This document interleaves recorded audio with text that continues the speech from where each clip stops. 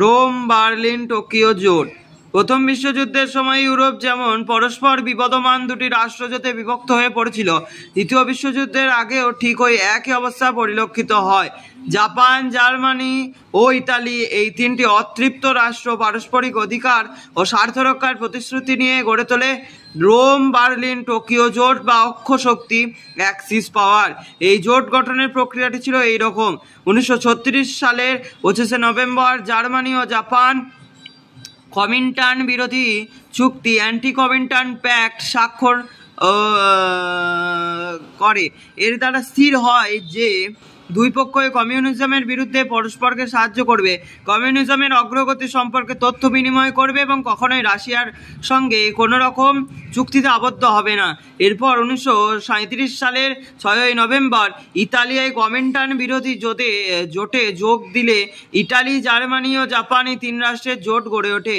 তিন রাষ্ট্রের রাজধানীর নাম অনুসারে ইতিহাসে এই জোট রোম বার্লিন টোকিও অক্ষ চুক্তি, রোম বার্লিন টোকিও অ্যাক্সিস নামে পরিচিত।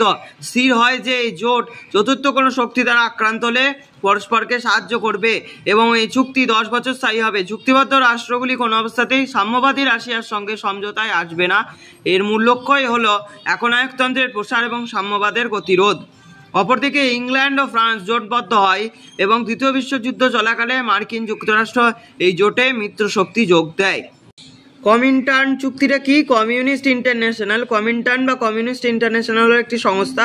1919 খ্রিস্টাব্দে রুশ রাষ্ট্রনায়ক ও কমিউনিস্ট নেতা লেনিনের উদ্যোগে এটি গঠিত হয়। এর লক্ষ্য ছিল পৃথিবীর অন্যান্য দেশে কমিউনিস্ট পার্টি সংগঠিত করে সমগ্র বিশ্বে বিপ্লব সংগঠিত করা। অপরদিকে সাম্যবাদের গতিরোধের উদ্দেশ্যে 1936 সালে জার্মানি ও জাপান কমিন্টার্ন বিরোধী চুক্তি স্বাক্ষর করে, যেটা আমরা আগেই দেখলাম 25শে নভেম্বর। এরপর 1937 সালে ইতালি এই জোটে যোগদান করে 6ই নভেম্বর, যেটাও আমরা আগে দেখেছি। এবার এইটাকেই আমরা কমিন্টার্ন বিরোধী চুক্তি বলছি।